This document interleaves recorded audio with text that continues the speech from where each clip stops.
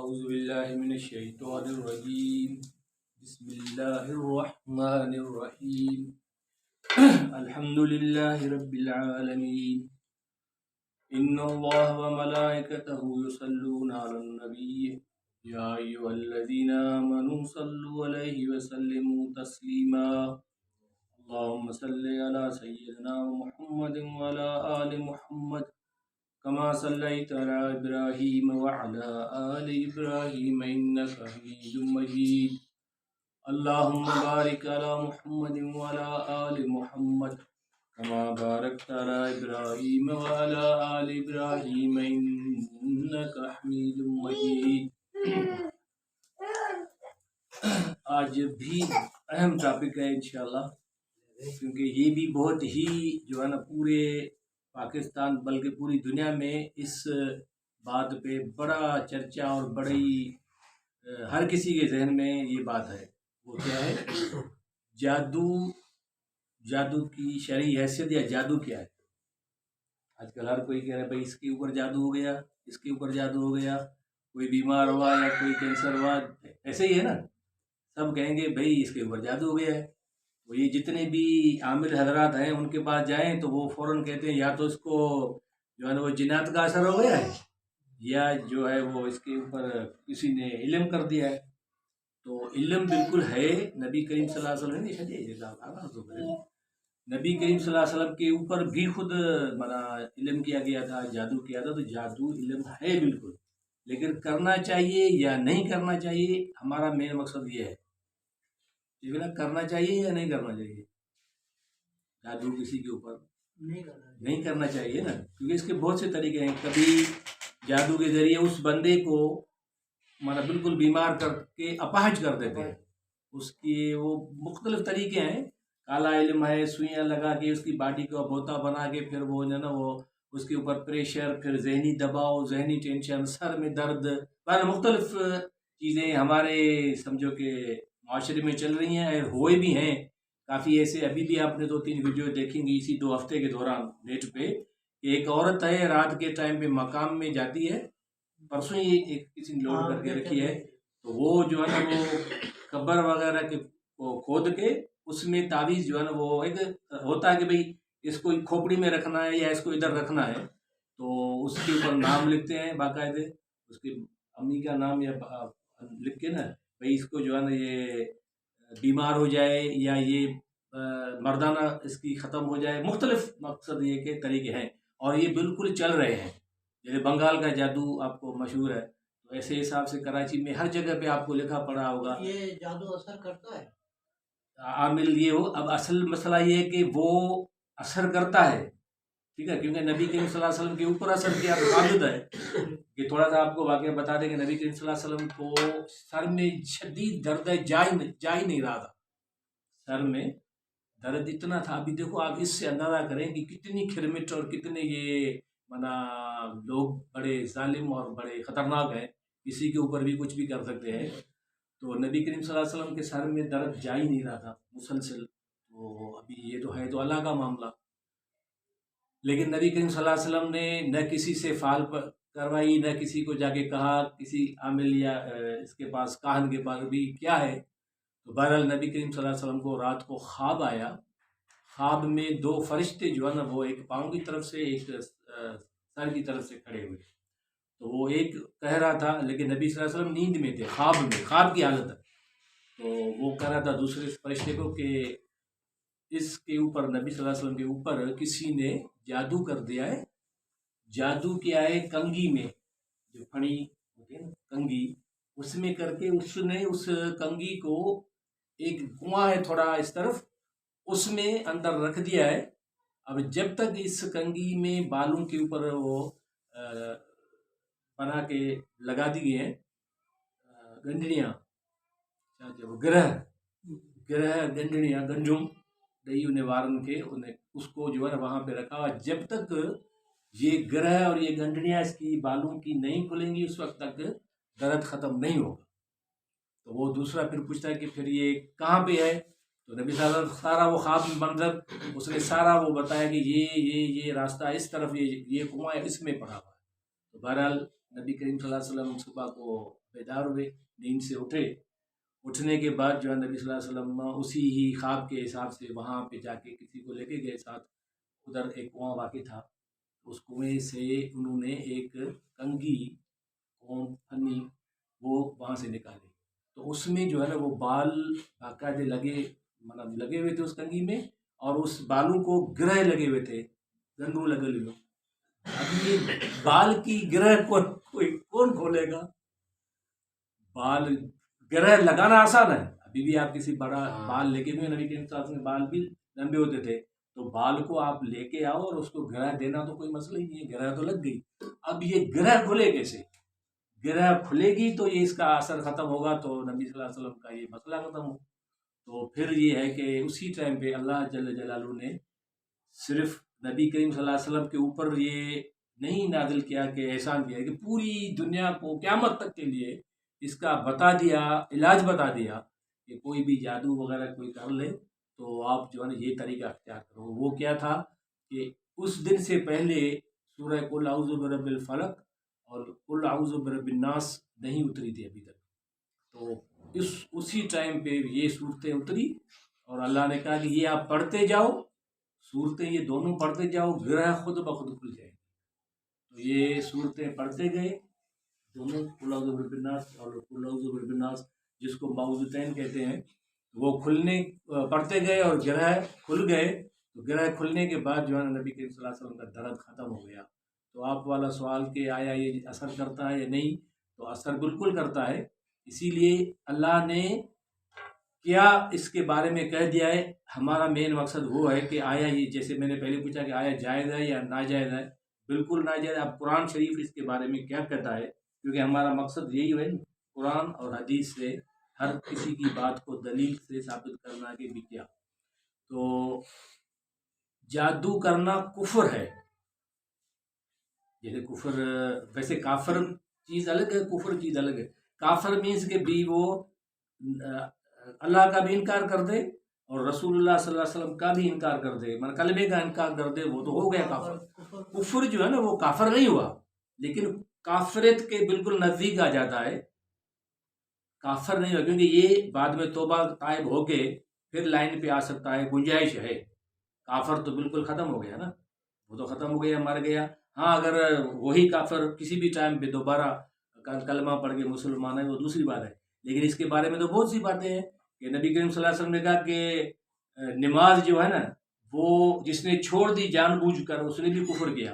تو کفر کا مطلب یہ نہیں ہے وہ کافر ہو گیا، لیکن یہ بھی لوگوں کے ذہن میں بہت بڑا یہ ہے. وہ کہتے ہیں ارے تو تو کافر تھی، تو نماز کون تو پڑھی؟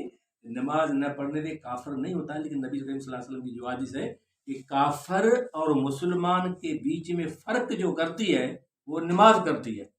جیسے دو بندے بیٹھے ہیں، ایک کافر بیٹھا ہے ایک مسلمان بیٹھا ہے. اذان آ گئی، ٹائم بہت گزر گیا، دوسری اذان کا ٹائم آ گیا، لیکن دونوں بیٹھے رہے. اب دوسرے جو بندے ہیں ان کو پتہ ہی نہیں چلا ان میں سے دونوں میں سے مسلمان کون سا تھا. اگر کوئی اٹھ کے جاتا اور نماز پڑھتا تو پتہ چلتا کہ یہ مسلمان ہے. اگر دونوں بیٹھے کے بیٹھے رہ گئے تو پتہ ہی نہیں چلا یہ بھائی کون ہے. اس کی ایک مثال میں دیتا ہوں. جو ہمارے جدے میں آج سے 15 سال پہلے وہاں پہ ایک باقاعدہ کنفرم ایک واقعہ ہوا، وہ آپ کے ساتھ شیئر کرتا ہوں اس حوالے سے کیونکہ بات آ گئی. تو وہاں پہ قانون ہے سعودی عرب میں کہ اذان جیسے ہی آئے، ابھی تھوڑی سی چینج ہو رہی ہے اس کو چھوڑ دو، لیکن میں پہلے کی بات بتا رہا ہوں آج سے 15 سال پہلے کی. تو جو بھی اذان جیسے ہی آتی ہے نا تو سارا سسٹم سعودی عرب میں بند ہو جاتا ہے. پیٹرول پمپ، شاپس، جتنے بھی دکانیں ہیں سب بند ہو جاتی ہے. جب تک نماز سے فارغ نہ ہو جائیں اس وقت تک بند رہتی ہے. تو بند ہو گئی دکانیں. تو کیونکہ جدے میں اور ریاض میں غیر مسلموں کو الو ہے، لیکن مدینے اور مکے میں غیر مسلم جا نہیں سکتے. خیر ابھی ایک گئی ہے وہ الگ مسئلہ ہے، اس کو ہر کوئی دیکھ رہا ہے نیٹ میں. لیکن یہ ہے کہ پھر وہ دکان بند کر کے شٹر آف کر کے جو غیر مسلم تھے وہ تو غیر مسلم ہے، غیر مسلم الو ہے جدے میں ہے، وہ ایک سائڈ پہ جا کے بیٹھ گئے. تو ایک مسلمان تھا وہ بھی نماز نہیں پڑھتا تھا. اب نماز نہیں پڑھتا تھا، اس کو پتا ہے کہ باہر جاؤں گا تو یہ اس کو شرطہ کہتے ہیں، شرطے کی گاڑی آتی ہے وہ کہتی ہے صلاح صلاح، جو بھی باہر ایسے نظر آئے اس کو پکڑ لیتی ہے. اب یہ پتہ نہیں کہ بھی مسلمان ہے یا غیر مسلم، فی الحال تو پکڑے گی، پھر اس کا احکامہ وحکامہ دیکھ کے کنفرم کرے گی کہ باقی یہ غیر مسلم ہے تو اس کو چھوڑ دے گی، اگر مسلمان ہے تو اس کو پھر وہ پکڑ کے رکھ لیتے ہیں، کچھ سزا دیتے ہیں، وہ الگ مسئلہ۔ بہرحال تو وہ بھی بندہ کہا کہ بھی باہر جاؤں گا تو پولیس پکڑ لے گی۔ ان وہ نان مسلم جو تھے، غیر مسلم، وہ تھوڑا اس طرف 4-5 بیٹھ گئے، یہ جو مسلمان تھا یہ تھوڑا دوسرے کونے میں ہے بیٹھ رہا۔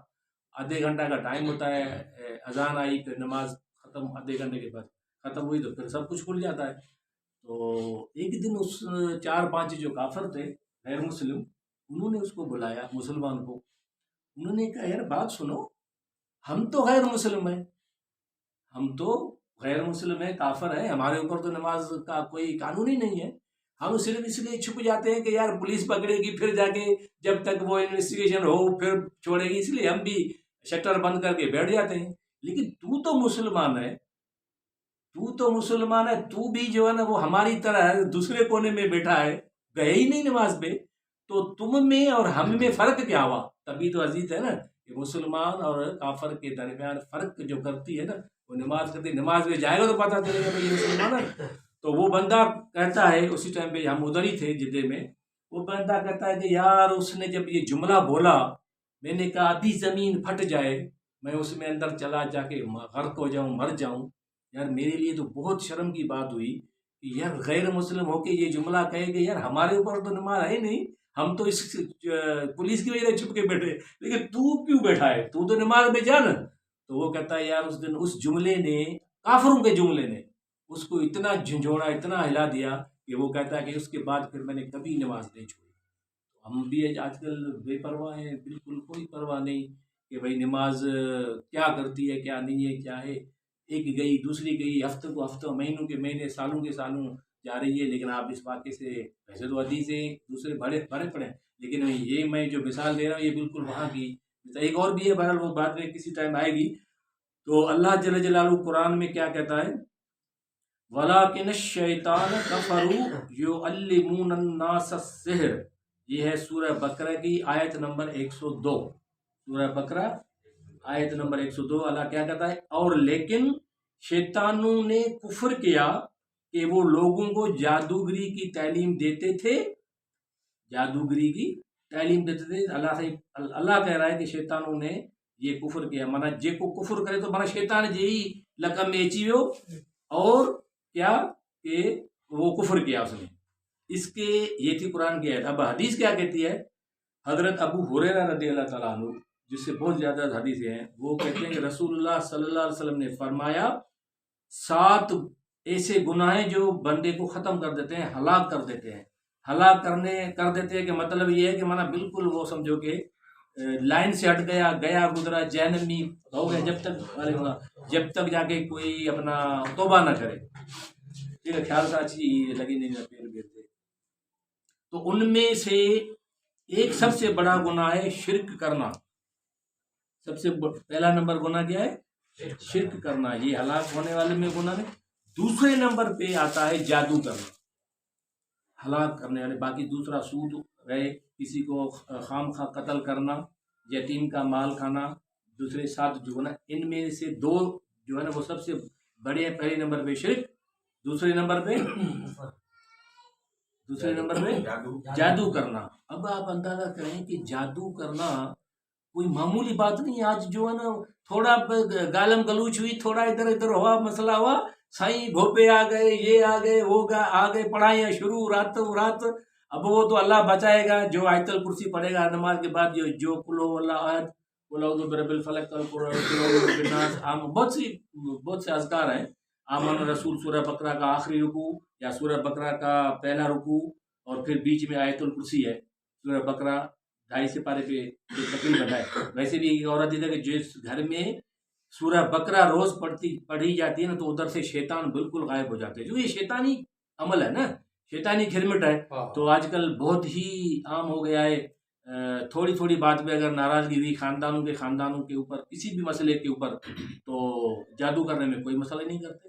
یہ نہیں کہ بھئی تم جادو کرو گے تو کچھ ٹائم کے بعد تمہارے اوپر بھی جادو ہوگا، کیونکہ اللہ تو نہیں چھوڑے گا نا۔ تم نے خامخواہ کسی کو اتنی تکلیف دے دی عمل کسی وجہ سے، تو اللہ نے یہ ہمیں ڈرانے کے لیے یہ قرآن میں آیت اتار دی کہ جادو کرنا کفر ہے.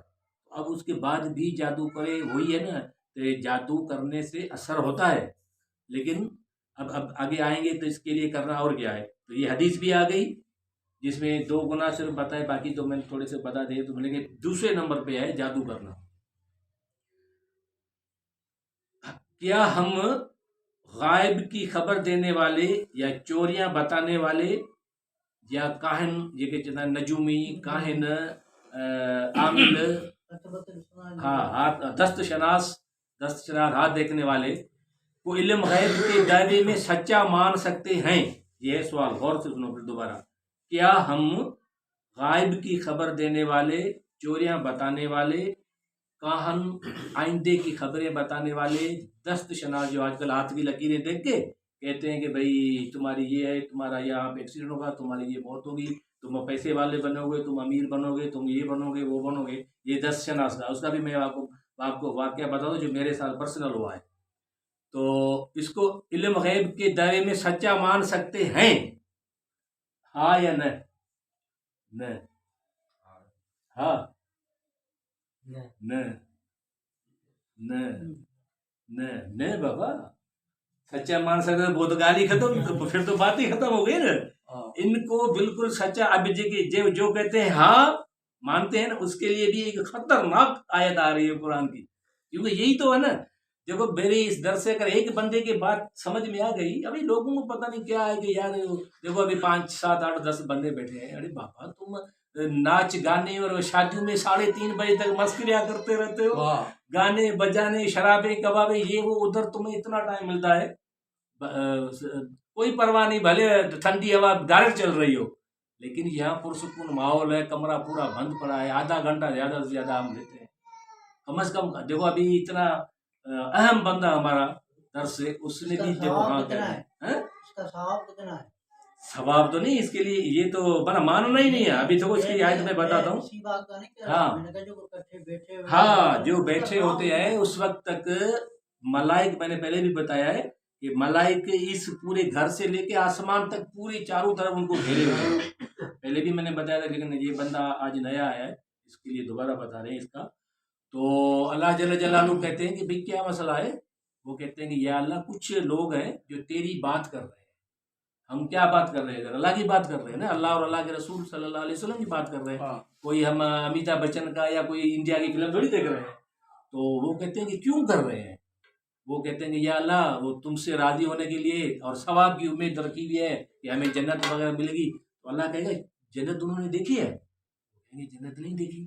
تو اللہ کہتا ہے کہ اگر جنت کو ایک جھٹکا دیکھ لے، یہ تو اٹھے ہی نہیں، یہ تو اٹھے ہی نہیں، کہے بھائی چلتے رہے.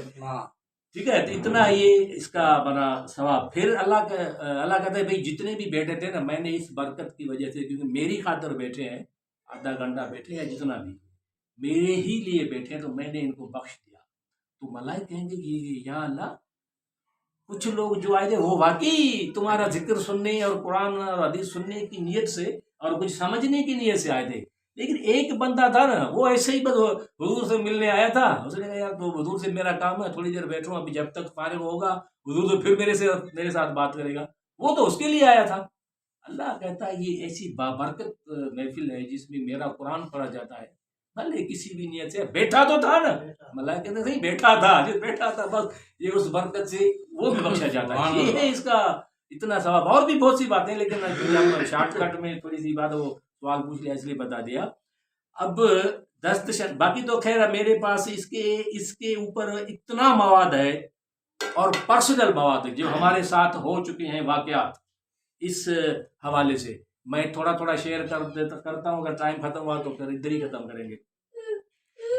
ایک میرا چچا تاج محمد سمو جو ہیڈ ماسٹر تھا کراچی ہائی اسکول میں، گورنمنٹ ہائی اسکول کھڈا مارکیٹ بوائز، 17-18 گریڈ کا آفیسر تھا، ڈبل MA تھا، میرا چچا تھا. اور وہ ایک رسالہ بھی چھاپتا تھا تاج سمو کے نام سے، ماہوار گلن جیڑا بارڑا، اس کا ایڈیٹر تھا اور ہیڈ ماسٹر ہائی اسکول کا تھا. آپ کیا سمجھتے ہیں کہ، اور یہ بھی آج سے 40 سال پہلے کی بات، 40 سے بھی زیادہ 45 سال پہلے کی بات. اس ٹائم پہ ہیڈ ماسٹر ہونا اور کسی اسکول کی خاص ہلکی بات تھوڑی تھی. ٹھیک ہے. تو وہ 1989 79 سے غائب ہو گیا ہے کراچی کے گھر سے. 45 سال ہو گئے ہیں, آج تک پتہ نہیں چل سکا ہے. آج تک پتہ نہیں چل سکا کہ بھئی ہے کہاں. اس میں ہم تو چھوٹے تھے, میں اس ٹائم میٹرک کا اسٹوڈنٹ تھا. میرے نانا اور ان کے دوسرے جتنے بھی ہیں نا, بھوپوں کے اوپر, نجومیوں کے اوپر, پتہ نہیں جتنا جہاں جہاں پہ بھی ملتا تھا نا, سب کے پاس گئے لیکن کوئی پتہ نہیں چلا. ایک مثال. دوسری بھی ہمارے گھر کی مثال, میری بہن کی بیٹی, ٹھیک ہے, وہ بھی تقریباً 20-22 سال اسی ہی گھر کی. وہ بھی تھوڑا سا دماغی میننجائٹس, گردن توڑ بخار کی وجہ سے اس کا تھوڑا سا فالج ہوا تھا. وہ باہر سے نکلی ہے, آج تک اس کا بھی پتہ نہیں چلا. اس بیچ میں سب نے زور لگا دیے. بھوپے اسی کمرے میں بھوپے آئے, اسی کمرے جس میں ابھی ہم بیٹھے ہوئے ہیں, یہاں بھوپے آئے, ان سے ڈسکس ہوا, علم نجوم کے ماہر آئے, جتنے بھی آپ اس میں آپ کام کریں, جنات والے یہ وہ, لیکن بتاتے تو تھے ادھر بیٹھی ہے, ادھر جاتے تھے تو کوئی پتہ ہی نہیں. تو آج تک اس کا بھی پتہ نہیں چلا. اب آتے ہیں فال کے اوپر. اس کی امی, اس کی انگوٹھی سونے کی گم ہو گئی. یہ سامنے گھر ہے, اس سے بھائی ادھر ہی ہمارے گھر پڑوس میں ایک عورت تھی, فال نکالتی تھی. فال تو نکالتے رہتے ہیں بہت سے. اس نے فال نکالی کہ بھائی تمہاری جو یہ انگوٹھی ہے, یہ لمبا آدمی ہے اور اس کے پاؤں پہ نشان ہے. اس نے اٹھائی ہے, صحیح اس کو پکڑ لیا. اس کا نام اب بھی میں نہیں دیتا, وہ فوت بھی ہو چکا ہے, اللہ اس کی مغفرت کرے, جنت میں جگہ دے. تو اس کے اوپر الزام رکھ دیا. اس نے بیچارے نے اٹھائی تو نہیں, اس نے اس کے قسم وسم اٹھائے, بھائی میں نے تو اٹھائی نہیں ہے. 10 سال کے بعد, ہم پتہ نہیں کہاں چلے گئے, 10 سال کے بعد ان کا گھر پرانا ٹوٹا ہے, توڑ کے نیا بنا رہے تھے. یہ مشہور مثال ہے, سب کو آپ گھر پہ آپ جا کے پوچھنا بڑوں سے. گھر توڑ کے جب نیا گھر بنا رہے تھے تو جو چوہا ہوتا نا, چوہے کے بل میں سے, چوہے کی بل, ان میں سے وہ انگوٹھی نکلی ہے. اس کو آٹا لگا ہوا تھا, وہ آٹا گوندتی ہے نا عورتیں, آٹا لگا ہوا تھا. اس نے اٹھا کے, چوہے نے اس کو جا کے اپنے اس میں بل میں رکھ دی. 10 سال کے بعد وہ سونا تو خراب ہوتا ہی نہیں ہے, وہ وہاں سے نکلی. کہاں گئی وہ فال, یہ وہ. دوسرا مشہور تھا, آج کل کم ہے, قرآنی فال نامہ. ہر قرآن میں پہلے ہوتا تھا بھائی قرآن کو کھولو, 7 پیج گنو, 7 پیج کے بعد جو یہ 7ویں نمبر کی سطر ہے, اس کی جو معنی یہ تمہارا فال ہے, جو بھی تم دل میں مقصد رکھو یہ فال. میں نے بھی اسی ٹائم پہ کیا تھا, جب بہت پہلے کی بات ہے, پتہ چلا کچھ بھی نہیں ہے. ایک یہ بات. دوسرا آپ نے سنا ہوگا یہ جو اخباروں میں آتے رہتے ہیں نا بھائی, اپنا ستارے, مشتری ستارہ, تارد, دلو, پتہ نہیں کتنے ستارے. میں بھی پہلے ان کو دیکھتا تھا, لیکن پتہ چلا یار یہ تو بس آرام پائی ہے, بکواس ہے. ہر کسی کا کوئی لکھ دیتے ہیں بھائی اس ڈیٹ سے اس ڈیٹ تک جو پیدا ہوا ہے, کوئی مشتری نام ہے, کوئی کیا نام ہے اس کی, بھائی یہ اگلا جو ہفتہ ہے اس کا یہ ایسے گزرے گا, پیسے ملیں گے, نہیں ملیں گے, بیمار ہوگا, چاچا مر جائے گا. ارے بابا یہ تو غیب کی علم ہوئی, یہ تو نبی کو بھی پتہ نہیں چلا, اور ان کو کہاں سے پتہ چل گیا. تو یہ بھی بہت ہی عام ہے. میرے پاس ڈاکٹر ہے نا, وہ کہتے ہیں صحیح یہ تو, میں نے کہا بھائی یہ میرے پاس سب کو لے آؤ, سارا کا سارا. الحمدللہ اللہ نے میرا پرسنل اس میں سب تجربہ رکھا ہے کہ کچھ بھی نہیں ہے, صرف یہ بس ایسے کھیل ہے, ایسے ڈھارے لگاتے ہیں. پھر یہ حضرات انگوٹھے میں مس لگا کے وہ حضرات کرتے ہیں. اسی کے بچی والے بارے میں خود گیا, تو جو بندہ حضرات کرتا تھا نا, اس کا خود موٹر سائیکل چوری ہو گیا. میری اس ٹائم پہ کلینک تھی بہار کالونی میں, میرے پاس روز آتا تھا, متھا کھاتا تھا, یار تمہاری بھانجی یہ وہ سب کو مجھے پتہ چل جائے گا, میں لے کے آؤں گا. میں ٹھیک ہے یار, تو اتنا پہنچا ہوا ہے, تو اللہ نے دکھانا تھا, ہمارا بھی ایمان مضبوط کرنا تھا. تو اس کی چوری ہو گئی موٹر سائیکل. اس کو بلایا میں نے کہا یار آج تمہارا ہے امتحان. اگر تمہاری موٹر سائیکل کا تم نے بتا دیا کہ بھئی یہاں پہ ہے, اس چور نے اٹھائی ہے, وہاں پڑی ہے, میں آج کے بعد بالکل اس بات کو مانوں گا کہ بھئی ہاں بالکل کچھ علم ہے. اس بات کو بھی تقریباً 30 سال ہونے والے ہیں, 25 یا 30 سال. اس دن کے بعد اس بندے کو ہی نہیں دیکھا میں نے, اس دن کے بعد اس بندے کو ہی میں نہیں دیکھا. تو یہ سارا کا سارا کرمٹ ہے. پھر وہ کہتے ہیں نابالغ لڑکی بیٹھے, پھر وہ مس لے کے آتے ہیں, اس میں پتہ چلے گا بھائی تمہاری چوری ہوئی ہے. کتے جو وہ لے کے جا رہے ہیں نا, یہ آرمی پولیس, یہ بھی سب کچھ اس کی ویڈیو آپ خود دیکھ رہے ہیں. ان کے پڑھائے ہوئے کتے ہوتے ہیں, وہ جو اس کا ہوتا ہے نا، وہ جیسے جیسے ریچھ ناچ سکتا ہے یار، ریچھ بندے کے حکم پہ ناچ سکتا ہے، بیٹھو تو وہ بیٹھ جاتا ہے، ایک ٹانگ پہ کھڑے ہو تو ایک ٹانگ، یہ سارا سرکٹ اپنا کھرمٹ ہے، تو کتوں کو بھی وہ سارا تیار کر دیتے ہیں۔ اس میں کتنے بندے مر گئے ہیں، کتنے خاندان ختم ہو گئے۔ چوری پتہ نہیں کس نے کی، وہ اس کو کہتے ہیں بھائی کتا بتائے گا چوری کہاں ہے، تو وہ کتا گھوم پھر کے جب اس کو پتا جائے کسی بھی گھر کا نا، وہ تھوڑا اس کا کوڈ ورڈ ہوتا ہے، ہوش کرتے ہیں، جو بھی اس کا طریقہ ہے، وہاں پہ کتا بیٹھ جاتا ہے۔ اب بات سائیں اسی کے گھر سے ہی چوری ہے، اس کے بیٹے نے یا کسی نے بھی دیے سائیں، پھر تو آپ کو پتا ہے، پھر پولیس فوج یہ وہ، تو یہ ساری چیزیں جو ہے نا، یہ آلات اور دوسری باتیں وہ الگ بات ہے، لیکن یہ جو سارا سسٹم ہے نا، یہ بالکل بالکل فراڈ ہے۔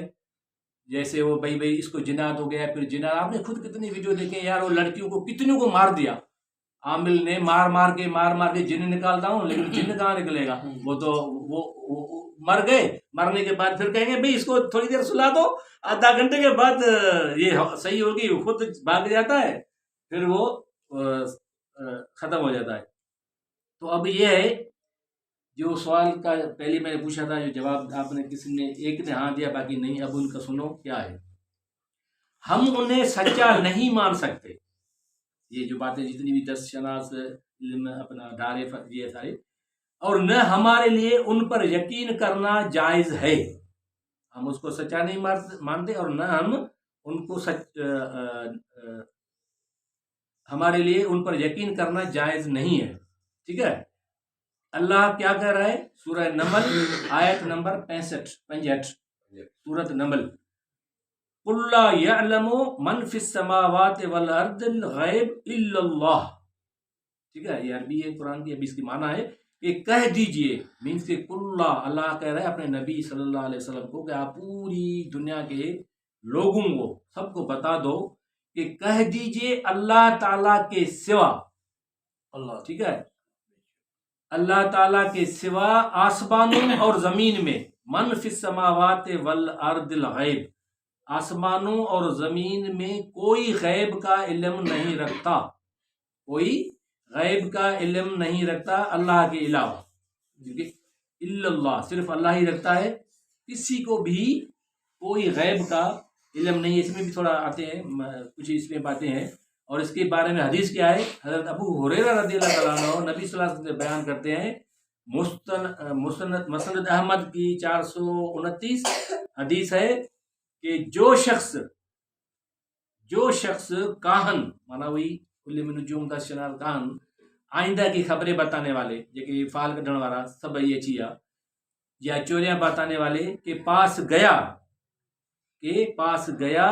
اور اس کی باتوں پر یقین کیا، اس کے پاس گئے اور ان کی باتوں پہ یقین کر لیا، جیسے میں نے بتایا کہ اس نے کہا کہ بھئی بڑے آدمی ہے، پاؤں پہ نشانہ ہے، اس نے انگوٹھی اٹھا لی ہے، اگر تم نے یقین کر کے اس بیچارے کو مار کے پولیس کے حوالے کر دیا تو کیا کہتا ہے اللہ حدیث، تو اس نے یقیناً محمد صلی اللہ علیہ وسلم پر نازل شدہ شریعت کا انکار کر دیا، بھائی، تو اس نے حضرت محمد صلی اللہ علیہ وسلم پر نازل شدہ شریعت کا انکار کر دیا، مانا کہ سچو جے منو تو نے ینت نبی جی شریعت جو انکار کریو، پر جے مطلب کہ منے نہ، اس کو مانے نہ، صرف جائے، اس کو مانے نہ صرف جائے کہ یار میرا ہاتھ تو دیکھ، یار یہ میری فال تو نکال، جیسے کرتے تھے ہم بھی اس میں پہلے کیے ہوئے ہیں، تو اس کے لیے پتہ ہے کیا ہے، اس کے لیے کیا ہے، ہاں، اس کی 40 دن کی نمازیں قبول نہیں ہوں گی، حدیث ہے، اس کی صرف جائے اور صرف یہ کہے کہ یار مجھے بتاؤ میری چوری ہو گئی ہے، یا میرا بندہ گم ہو گیا، یا ہاتھ دکھا یار مجھے جو بھی بنا ہے، میری شادی نہیں ہو رہی، یار شادی کب ہوگی، ایسی باتیں منع پوچھنے، اگر صرف جائے تو اس کی 40 دن کی نمازیں قبول نہیں ہوتی، اگر جانے کے بعد جو بتائے اس کو سچا مانے، جائے جو وہ باتیں کہے اور اس کو سچا مانے، اس کے لیے حدیث کیا تھی کہ نبی صلی اللہ علیہ وسلم کی شریعت کا اس نے انکار کر دیا، حدیث ہے مسند احمد 429۔ اب آپ اندازہ کرو کتنا خطرناک قسم کی یہ ہے، نماز روزہ تو ایک الگ مسئلہ ہے، یہ جو ہم سارے دلدل میں پھنسے ہوئے ہیں اور ہر کوئی جو ہے نا وہ اس میں مبتلا لگا پڑا ہے، اس کے لیے اس کو کوئی پتہ. اسی لیے تو میں نے یہ شروع کیا تھا کہ بھئی ساری نمازیں بھی پڑھ رہے ہیں لیکن وہ بندے ادھر بھی جا رہے ہیں، جا کے پوچھ رہے ہیں کہ بھئی بتاؤ تو صحیح یار، یہ کیا میرے بیٹے کی شادی نہیں ہو رہی، اتنا ہو گیا، یہ ہو گیا، وہ ہو گیا، طلاق ہوگی. بھی طلاق ہو گئی، یہ تو یہی تو ہے کہ طلاق اگر ہو جائے تو یہ اللہ کی طرف سے، آپ سمجھو کہ بھی اللہ کی طرف سے ہی ہوئی ہے. موت، زندگی، ایکسیڈنٹ، طلاق کا دینا، بچے، کسی کو بچے نہیں ہو رہے، آپ چلے جاؤ کسی فال کے، یار میرے بچے نہیں ہو رہے، ارے بابا بچے نہیں رہے، ہاں علاج کی اجازت ہے، آپ علاج کراؤ جو میڈیکل کی ہے، اس میں تھوڑی کو کوئی ڈاکٹر یہ بتائے گا کہ بھئی تم پرسوں مرنے والے ہو. اس کی بھی میں نے پچھلے درس میں وہ بات بتائی تھی جس کو بتائی تھی یا نہیں بتائی تھی؟ نہیں آپ ادھر نہیں بتائی، دوسری جگہ بتائی تھی. دعا لا بلا سکتے چاہیے سکوں تھا، زندہ تھا. اس کی یہ تھی کہ یہ حدیث نہیں ہے لیکن ایک واقعہ آپ کو شیئر کر رہا ہوں اس بات پہ کہ ایک بادشاہ کو کسی نجومی نے کہا کہ تم جو ہے نا 3 یا 4 دن کے بعد مر جاؤ گے. کسی نجومی نے یا کسی بھی ایسے ہی غیب والے بتانے والے نے بتا دیا بادشاہ کو کہ تم 3-4 دن کے بعد مر جاؤ گے. جب بادشاہ کو یہ پتا چلا کہ یار میں باقی 4-5 دن مہمان ہوں، میں تو مر جاؤں گا، اس نے اعتبار کر لیا اس کے اوپر. تو ایک دن میں وہ سارا ختم ہو گیا، کمزور ہو کے ٹینشن ہو گیا اس کو. اس نے کہا اتنی ساری میری بادشاہی، اتنا سارا ٹھاٹ باٹ، یہ محل ملک، یہ تو سب گئے. وزیر آیا، وزیر نے کہا کہ بادشاہ سلامت، آپ کو تو میں ٹھیک ٹھاک چھوڑ کے کل گیا تھا، یہ 1-2 دن میں تمہیں ہو کیا گیا، تم تو سارے مرنے کے قریب ہو. پھر اس نے کہا کہ یہی میرے ساتھ مسئلہ ہے. اس نے کہا اس کو بلاؤ جس نے کہا ہے تمہیں کہ تم پرسوں یا ترسوں مر جاؤ گے. وہ آیا، اس نے کہا بھائی تم نے بادشاہ کو کیا کہا ہے؟ اس نے بتایا، میں نے بادشاہ کو کہا کہ بھائی تم 3 یا 4 دن کے بعد مر جاؤ گے. اس نے کہا اچھا بھلا یہ بتاؤ کہ تم کب مرو گے؟ اس نے کہا بھلا اچھا ٹھیک ہے، اتنا تم پہنچے ہوئے ہو تو یہ تو بتاؤ تم کب مرو گے. اس نے کہا بھائی میری تو بہت لمبی زندگی پڑی ہے، ابھی میں تھوڑی ابھی مرنے والا ہوں. وزیر نے اسی ٹائم پہ نکالی تلوار، ترار نکال کے اسی ایک جھٹکے سے اس کا گردن اڑا دیا. جب گردن اڑا دیا تو بادشاہ کو کہا کہ بادشاہ سلامت، جس کو اپنا پتا نہیں ہے، جس کو اپنا پتا نہیں ہے کہ میں ابھی مرنے والا ہوں، ابھی مرنے والا، وہ کہتا کہ میں تو اتنے سال اور جیوں گا. یہ تو دیکھو تمہارے سامنے اس کا سر الگ پڑا یا نہیں پڑا. بادشاہ نے کہا یہ تو واقعی اس کو اپنا ہی پتا نہیں ہے کہ میں کب مرنے والا ہوں. تو اس نے کہا چھوڑو بادشاہ سلامت ایسی باتوں کو، چھوڑو یہ سب ایسے فراڈی ہے. اسی ٹائم پہ بادشاہ بالکل تیار ہو گیا. اس نے کہا بھائی میں تو اس کی بات کے اوپر مان لیا کہ واقعی میں مر جاؤں گا. تو یہ باتیں تھی، اس میں یہی تھا کہ آسمانوں زمین کے جتنے بھی ہیں یہ سب غیب کی باتیں اللہ جانتا ہے. حدیث بھی آپ نے سن لی، اگر اس کے اوپر جائے گا تو 40 دن کی نماز قبول نہیں ہوگی، اور سچا مانے گا تو جا کے سچا مانے گا تو ہاں اس نے نبی کریم صلی اللہ علیہ وسلم کی شریعت پوری جو اتری اس شریعت کا انکار کر دیا اگر سچا مان لیا. تو کیا کوئی غیب کی خبریں جانتا ہے؟ ہاں یہ اہم سوال ہے. کیا کوئی غیب کی خبریں جانتا ہے؟ جیسے لوگ جنہیں بابا یہ تو بہت بدائے تو بتاتا ہے، اب اس کے بارے میں کیا ہے؟ اللہ کے سوا کوئی غیب کا علم نہیں جانتا، البتہ وہ اپنے رسولوں کو خزانہ غیب سے کسی بات کی اطلاع دے دے تو الگ بات ہے، اسے علم غیب نہیں کہتے. جس کے لیے قرآن کی آیت میں ابھی بتا دو، اسی پہ ختم کر دیں. قرآن کی آیت بتا دیں، لوگ کہتے ہیں نبیین کے غیب کی خبر ہوئی، ٹھیک ہے آپ دو. یہ سورہ جن کی آیت نمبر ہے 27. عالم الغیب فلا یظہر علی غیبہ احدا الا من ارتضی من رسول. یہ بھی آیت آج آپ نے پاس دل میں بٹھا دو، کبھی بھی گمراہ نہیں ہوں گے. یہ والی آیت کے بھی معنی ترجمہ بتاتا ہوں، اس کو تم مضبوطی سے تھام لو، کبھی بھی گمراہ نہیں ہوگے. وہ عالم غیب ہے کون؟ اللہ. ٹھیک ہے، وہ عالم الغیب ہے، اپنے غیب پر کسی کو مطلع نہیں کرتا سوائے کسی رسول کے جسے اس نے پسند کر لیا ہو. مانا غیب مالک کون ہوا؟ اللہ. اللہ کے سوا کوئی بھی غیب نہیں جانتا. ہاں اگر اللہ غیب کی باتیں کسی رسول کو بتانا چاہے، تو اللہ اس کو، کیونکہ رسول کے پاس وحی آتی ہے نا، وہی آتی. بس جتنے ہمارے سارے درس ہوئیں گے نبی کریم صلی اللہ علیہ وسلم کی گھر والی کا جو ہار گم ہو گیا، بہت سے واقعے جو اب ہم کر چکے ہیں، تو اگر آٹومیٹک پتہ ہوتا تو پھر یہ وہی اور یہ تہمتیں نہ اما عائشہ کے اوپر کیوں لگتی؟ تو جب تک اللہ اپنے نبی کو یا اپنے رسول کو نہ بتائے وحی کے ذریعے، اس وقت تک نبی کو بھی رسول کو بھی علم نہیں ہوتا. جب تک یہ قرآن کی آیت بتائے کہ غیب کا مالک کون ہے؟ اللہ ہے. اللہ کہتا ہے میرے سوا کوئی نہیں جانتا. ہاں اگر میں بتانا چاہوں تو میں رسولوں کو اور نبیوں کو وحی کے ذریعے بتاؤں. وحی کا سلسلہ ابھی بند ہے، بالکل ختم ہے. تو نبی کریم صلی اللہ علیہ وسلم کو جو بھی باتیں بتائی گئی تو وہ وحی کے ذریعے بتائی گئی. اگر جب تک نہیں بتائی گئی، اس پہ ہمارے سارے درسوں پہلے میں ساری واقعات ہو چکے ہیں. جو اما عائشہ رضی اللہ تعالیٰ عنہ کے اوپر جو تہمت لگی، ہار گم ہو گیا اونٹ کے نیچے، سارا ہم کر چکے ہیں. تو جب نبی کو پتہ ہر وقت ہوتا تو یہ پھر واقعات کیوں ہوتے، اتنے پریشانیاں کیوں ہوتی؟ تو اس کا مطلب یہ ہے کہ جب اللہ نہ بتائے تو پتہ نہیں چلے گا. جیسے ہی اللہ وحی کے ذریعے بتا دے اپنے رسول کو، اپنے نبی کو، تو پھر پتہ چلتا ہے. تو یہاں سے ادھر ختم کرتے ہیں. تو یہاں پہ یہ بات چلی کہ بھئی غیب کا مالک جو ہے نا وہ صرف اللہ ہے. باقی بات رہی اپنا علاج کی، جو الٹرا ساؤنڈ ہے، الٹرا ساؤنڈ مشین والے بھی وہ شک بتا دیں گے بھئی اس کو پتھریاں ہیں، اس کے جگر میں یہ رسولی، اب یہ رسولی کینسر کی ہے یا دوسری ہے، وہ الٹرا ساؤنڈ نہیں بتائے گی. اس کے لیے پھر دوبارہ بایوپسی ہوتی ہے، وہ دوسرا مسئلہ ہوتا ہے. جیسے بخار ہے، بخار کی ٹائپس کون سی ہیں، لیبارٹری ٹیسٹ کے بعد ڈاکٹر کنفرم کر کے بتائے گا بھائی یہ ہے. پہلے صرف شک کر کے دے گا کہ بھائی اس کو ٹی بی ہے یا اس کو ملیریا ہے یا اس کو یہ ہے یا اس کو وہ ہے. پھر اگر اتنا وہ بھی ڈاکٹر پہنچا ہے تو پھر ٹیسٹ کیوں کراتا ہے، الٹرا ساؤنڈ کیوں کراتا ہے، آپریشن پھر کیوں ہو رہی ہے؟ تو یہ ہے کہ بھی ہر چیز اللہ کے ہاتھ میں ہے. یہ علم جتنا دیا یہ محدود ہے. جہانگیر جتنا جان رہا ہے اپنا میونسپل کمیٹی کو، اتنا ہی جو اس نے سمجھا ہے، اس کے بعد اس کو کچھ بھی پتا نہیں. ٹھیک ہے، مجھے جتنا ہے، جتنا میں نے دیکھا ہے، پڑھا ہے، چیسٹ کا ہوں میں تو مجھے چیسٹ کا پتہ ہے، لیکن آنکھ کے بارے میں تھوڑا بہت پتہ ہے. لیکن ڈیٹیل میں مجھے تھوڑی پتا کہ بھئی آنکھ میں کیا مسئلہ ہے، وہ آنکھ والا اسپیشلسٹ بتائے گا. جو ہڈی کا ماہر ہے، ہڈی پٹا یا ٹوٹا ہوا آپریشن کون کرے گا؟ وہی کرے گا. آرتھوپیڈک کا سرجن ہڈی کا، میں نہیں کر سکتا. تو یہ ساری چیزیں جو ہے نا وہ مختلف ہے. ٹیچر ہے، ٹیچر اپنا میتھمیٹک کا ماہر ہے تو میتھمیٹک بنے گا، اس کو تھوڑی کو فزکس اور کیمسٹری کا پتا ہوگا. تو اس لیے یہی ہے کہ اللہ کے علاوہ کسی کو کوئی پتہ نہیں. اگر یہ جتنا ہمیں دیا ہے علم، مجھے جتنا دیا ہے، جتنا حضور کو دیا ہے، جتنا ان سب کو دیا ہے، یہ اللہ کی طرف سے ہے. اس سے زیادہ ہم کو پتہ نہیں.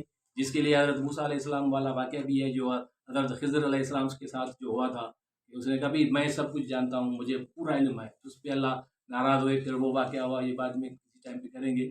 تو بات یہ ہے کہ نبی کو بھی تب پتہ چلتا ہے جب اللہ وحی کے ذریعے اس کو بتاتا ہے. اگر نہیں بتایا تو پھر حضرت موسیٰ علیہ السلام نے کیوں پوچھا حضرت خضر سے، بھائی کشتی میں سوراخ کیوں کیا، بچے کو کیوں مار دیا، یہ دیوار کیوں آپ نے کھڑی کی؟ بہرحال پورا واقعہ ہے. تو ہمارا آج دین مقصد یہی ہوا. جادو، دست شناس، ٹونے پینے، میرے خیال میں تقریباً آپ کے بات ذہن میں آ گئی ہوگی کہ بھائی ہم کہاں جا رہے ہیں اور دنیا کس طرف جا رہی ہے، شریعت اور قرآن اور حدیث کیا کہتی ہے. تقریباً کافی کلیئر ہو گیا ہوگا. تو اس لیے یہی کہ بھائی کوئی یہ ڈھارے پھیرے میں والے سب ایسے ہی ہیں. ان کو وہی ہے کہ ان کو یہ اپنا ہی پتا نہیں کہ میں کیا ایسے ہوتا تو پھر کیوں 10 20 40 یا 100 200 روپے کے لیے در در کی ٹھوکریں کھا رہے ہیں. آ جاتے ہیں اس کے پاس، ہاتھ ڈال دے، آنکھیں بند کر کے بینک میں جائے. بینک میں کیش تو ایسے پڑی ہوئی ہے، ہاتھ ایک روزانہ 1000 کی گٹڑی 1 لاکھ روپیہ روزانہ لے کے آ جائے، بات ہی ختم. کچھ بھی نہیں ہے، سب کھیل مٹر. بہرحال اللہ معاف کرے، جو بھی کمی بیشی ہو گئی اللہ معاف کرے، اور اللہ ہماری فیصلہ قبول فرمائے. آمین وآخر دعوانا الحمدللہ. اللہم صلی وسلم علی سیدنا و نبینا محمد وآلہ وصحبہ وسلم. اللہم اغفر لی ولوالدی وللمؤمنین والمؤمنات والمسلمین والمسلمات. اللہم اغفر لی وارحمنی وارحمنی وعافنی وارزقنی واسترنی وارفعنی واجبرنی. صلی اللہ علیہ حبیبی محمد وآلہ وصحبہ وسلم. نہیں تھا قرآن بند کری تھوڑی مجھے بٹن بھی رہوں.